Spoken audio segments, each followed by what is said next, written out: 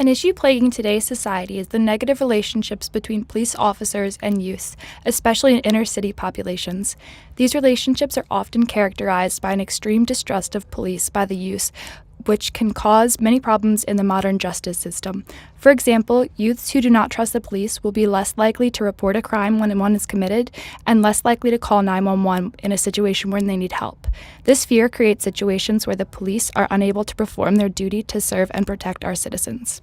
Academic research on the subject shows that the reason for this troubled relationship is fundamentally a perception problem, or a failure to communicate and understand each other. For example, one study analyzed how well the public understands the challenges police face on a daily basis. According to a report written by Rich Morin, released by the Pew Research Center in 2017, 83% of people said that they understood police jobs.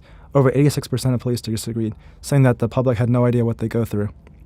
A news article published by the University of Chicago's Law School, Access on April 9, 2019, discusses how the negative routine interactions between the police and minority urban youth have left deep, lasting scars, and one teen reported that these relations are a simple fact of life. The success rate of the police officers has a direct correlation to how the police are perceived by the public, according to a journal article published in 2012 by Adam Watkins. Legal socialization basically says that people's views that they have had since childhood can affect attitudes towards the police later in life. Another concern is that the youth don't know the identity of the police. A question was asked to a young child whether or not they consider the police trustworthy. Their response was another question, which revolved around who qualifies as the police. There are many agencies, federal, state, and local, which all qualify as the police. And in addition, many teens likely know the resource officer from their school or have seen private security forces. Which of these qualify as police for the survey?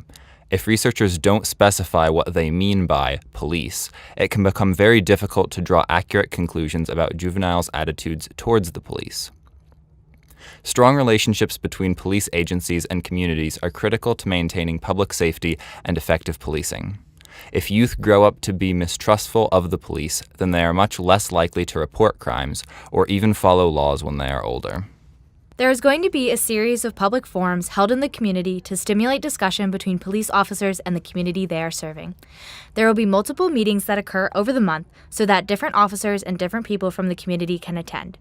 The series of forums will consist of the following topics: why the police do what they do, what actions lead to the mistrust of the police, working together, and let's talk about that.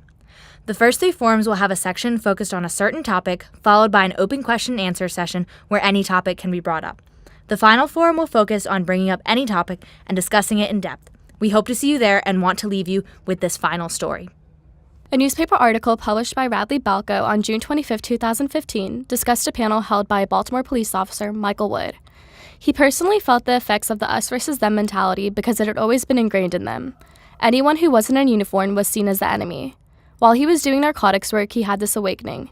He would sit in a van doing surveillance and see the kids living their everyday lives, going to school, getting food, and more.